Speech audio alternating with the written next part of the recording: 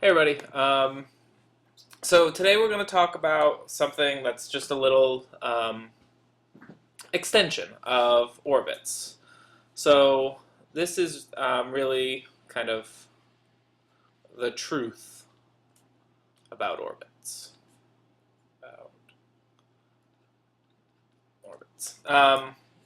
So basically, we've said that you have a planet or the sun,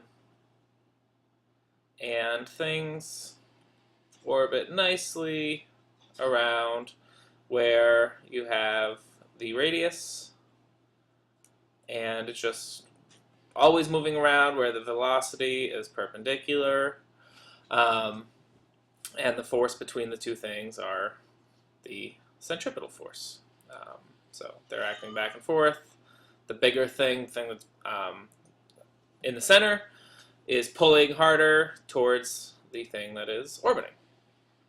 But in reality, there are very, very few things that orbit in a perfect circle where the r changes, where the r stays the same. In real, true fashion, I'm going to do a really exaggerated example. All orbits are elliptical. So the outside thing is an ellipse, elliptical with the bigger object, at the focus, at one focus. So just sort of for your reminder, an ellipse has 2 points, 2 foci, sort of one there. That's considered F1, that's considered F2. So for all orbits, for example, if this were the sun is at the center, and then maybe this is the Earth. And what happens is the Earth, as it goes through its orbit, changes its distance from the sun. So this would be R1, and when the Earth is here, this would be R2.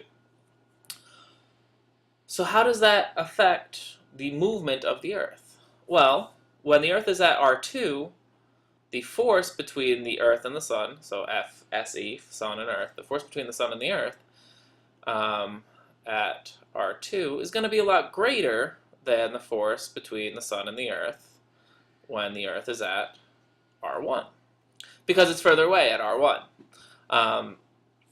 And when that's true, that means that the centripetal force is also bigger, because the FSE is the centripetal force pulling the Earth in at each of these two spots. Well, if the centripetal force is bigger, and centripetal force is mvt squared over r, well, this is for R2 is greater than the mvt squared over R1. So m's cancel, that doesn't matter. And what this leads to is, because R1's bigger, that number is going to be smaller. So what this leads to is the velocity at R2, so the velocity at R2 and the velocity at R1 are going to be different. They're not going to be the same.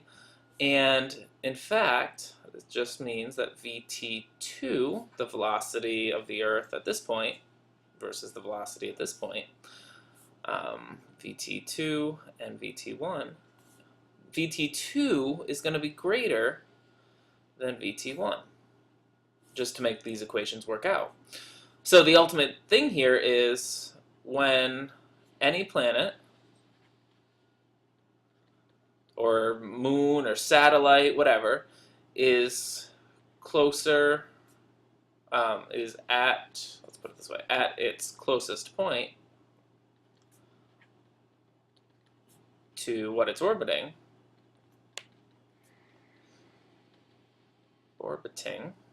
not the way you spell orbiting, but when any planet is at its closest point to whatever other object it's orbiting, its speed is the greatest,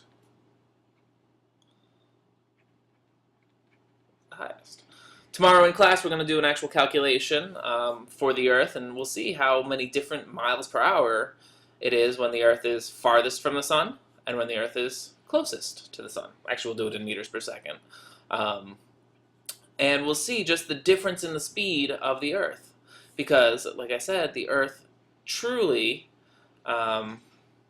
is in elliptical orbit.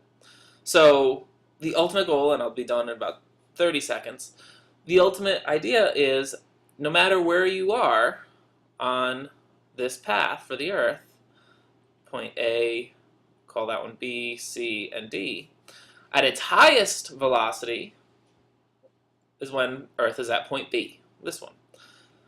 The opposite works just as well. When it's furthest away, that's its slowest velocity. So point D would have the slowest velocity. I'm trying to set you up for like a question on a quiz or a test. And point A and C, if they're truly the same distance, if those two distances are the same, they would have the same exact velocity. But point A, if the Earth's going this way, point A would represent where the Earth is speeding up, because it's going to go from here to here. It's got to get faster, so it's got to accelerate. And from here to here, from B to C, the Earth would be slowing down. So speeding up, meaning accelerating. On its way from point B to C, it would be slowing down. And then C to D, still slowing down. D to A, also speeding up. Basically, as it's getting closer to the Sun, it's going to speed up. When it's moving away from the Sun, it's going to slow down. So hopefully that's helped. Basically, just wanted to give you this little extra piece of information. All orbits are elliptical. The thing that is orbiting always acts on the outside of the ellipse. The thing that is being orbited is at one of the focus points of the ellipse. And when the satellite is at its closest point, it's its fastest. When it's at its farthest point, it's at its slowest. All right, we'll talk more tomorrow and do a problem associated with this, and that's it. Sorry this went a couple minutes longer than I said it would. Have a good day, and see you all tomorrow.